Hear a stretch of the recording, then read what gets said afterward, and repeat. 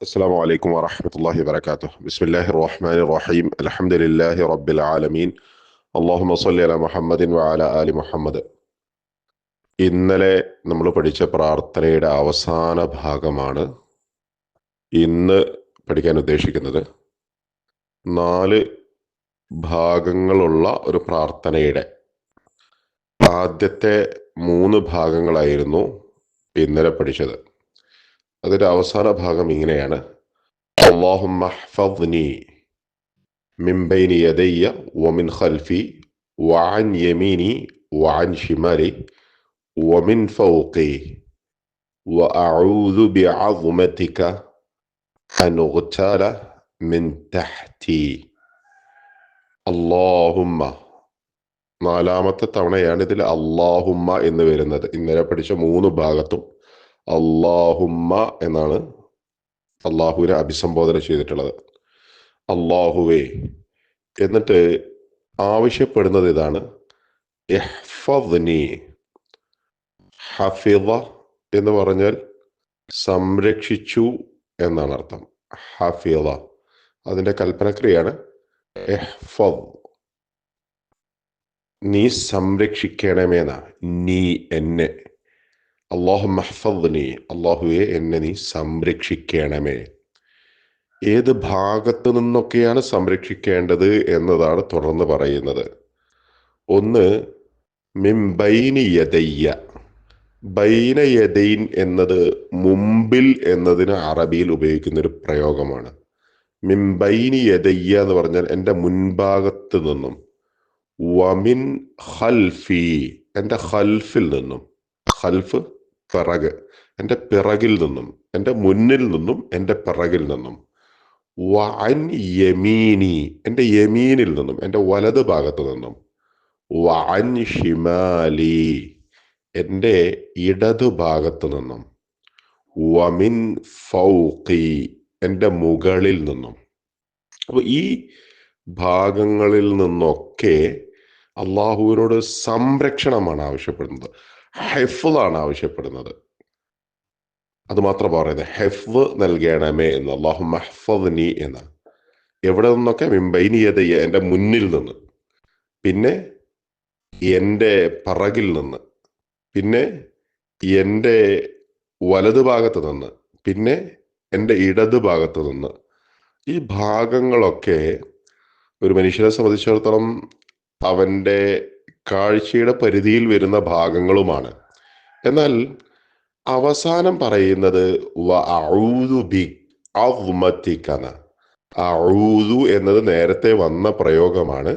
ഞാൻ രക്ഷ ചോദിക്കുന്നു എന്ന, ഞാൻ കാവലിനെ തേടുന്നു, അല്ലെങ്കിൽ ഞാൻ അഭയം തേടുന്നു.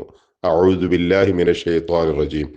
അഊദു എന്നത് വേറെയും പ്രാർത്ഥനകളിൽ നമ്മൾ പഠിച്ചിട്ടുണ്ട്. ഞാൻ കാവലിനെ തേടുന്നു, അല്ലെങ്കിൽ രക്ഷയെ തേടുന്നു, ഞാൻ അഭയം തേടുന്നു എന്നൊക്കെയാണ് അർത്ഥം. എന്തുകൊണ്ടാണ് അഭയം തേടുന്നത്? ബില്ലാഹി എന്നല്ല പറഞ്ഞിട്ടത്, ബിഅസ്മതിക, നിന്റെ അസ്മത്ത് കൊണ്ട്. അസ്മത്ത്, അല്ലാഹു അസീമാണ് എന്ന് പറയാറുണ്ട് നമ്മൾ. എന്റെ മഹത്വം കൊണ്ട്. നമ്മൾ റുക്കൂഇൽ അസീമായ അള്ളാഹുവിനെ പ്രകീർത്തിക്കാറുള്ളത്. സുബ്ഹാന റബ്ബിയൽ അസീം. സുജൂദിൽ നമ്മൾ ചെയ്യാറുള്ളത് അൽ ആലയായ അള്ളാഹുവിനെയാണ് പ്രകീർത്തിക്കുന്നത്. സുബ്ഹാന റബ്ബിയൽ ആല. ഈ 2 നാമങ്ങളും പര്യായപദങ്ങളല്ല. അസ്മത്ത് എന്ന് പറയുന്നത് വേറെയാണ്, ഉലുവ് എന്ന് പറയുന്നത് വേറെയാണ്. ഉലുവ് എന്ന് പറയുന്നത് പടച്ചവന്റെ ഏറ്റവും ഉന്നതമായ ഇടത്തെ അല്ലെങ്കിൽ സ്ഥാനത്തെയാണ് സൂചിപ്പിക്കുന്നത്. അസ്മത്ത് എന്ന് പറയുന്നത് പടച്ചവന്റെ വലുപ്പത്തെയാണ് സൂചിപ്പിക്കുന്നത്. അപ്പോൾ പടച്ചവന്റെ ആ വലുപ്പം കൊണ്ട്, അല്ലെങ്കിൽ പടച്ചവന്റെ ആ മഹത്വം കൊണ്ട്, അസ്മത്ത് കൊണ്ട് ആണ് നമ്മൾ പടച്ചവനോട് കാവലിനെ തേടുന്നത്. പടച്ചവന്റെ കുർസിയെ കുറിച്ച് പറയുമ്പോൾ വസിഅ കുർസിയുഹു സമാവാതി വൽ അർദ് എന്ന് പറയുന്നുണ്ട്.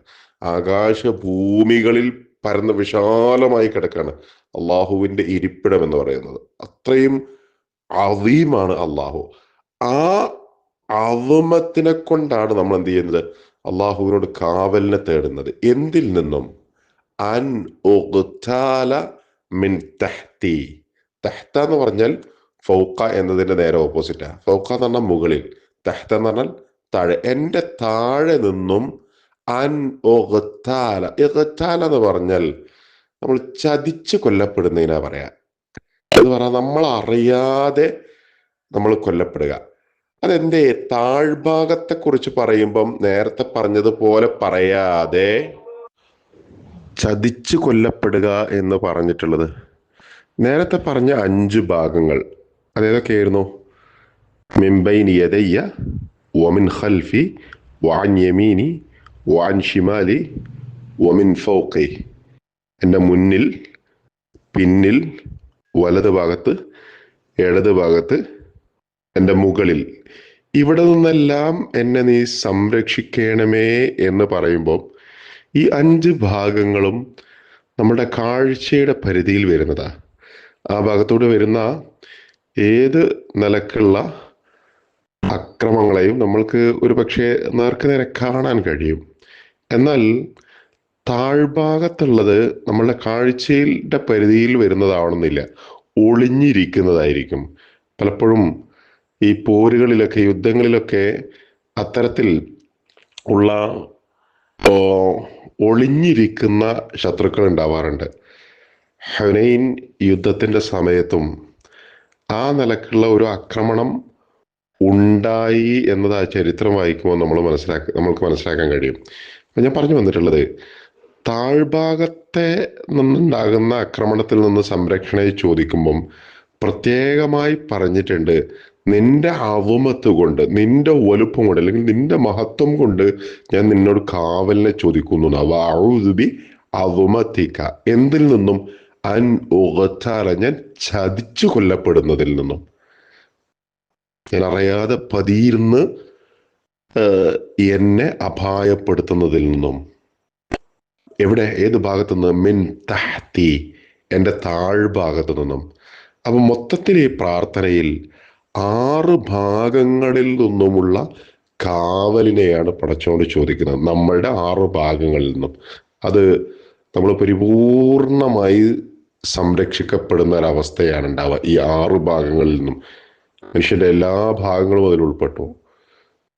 ആരംഭിച്ചത് ഇങ്ങനെയാണ്, അല്ലാഹുമ്മ ഹ്ഫദ്നി എന്ന് പറഞ്ഞിട്ട്, അള്ളാഹുവെ എന്നെ സംരക്ഷിക്കണമേ എന്ന് പറഞ്ഞിട്ട്. എന്നിട്ട് 5 ഭാഗങ്ങൾ ആദ്യം പറഞ്ഞു. മിൻ ബൈനി യദയ്യ വമിൻ ഖൽഫി വഅൻ യമീനി വഅൻ ഷിമാലി വമിൻ ഫൗഖി.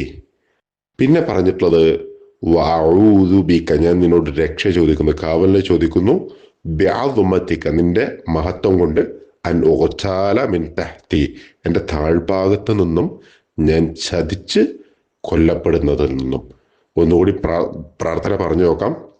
അല്ലാഹുമ്മ ഹ്ഫദ്നി മിൻ ബൈനി യദയ്യ വമിൻ ഖൽഫി വഅൻ യമീനി വഅൻ ഷിമാലി വമിൻ ഫൗഖി വഅഊദു ബിഅദ്മതിക അൻ ഉഗ്താല മിൻ തഹ്തി. അല്ലാഹു സുബ്ഹാനഹു വതആല എല്ലാ നിലക്കുമുള്ള സംരക്ഷണം നമ്മൾക്ക് എല്ലാവർക്കും പ്രദാനം ചെയ്യുമാറാവട്ടെ.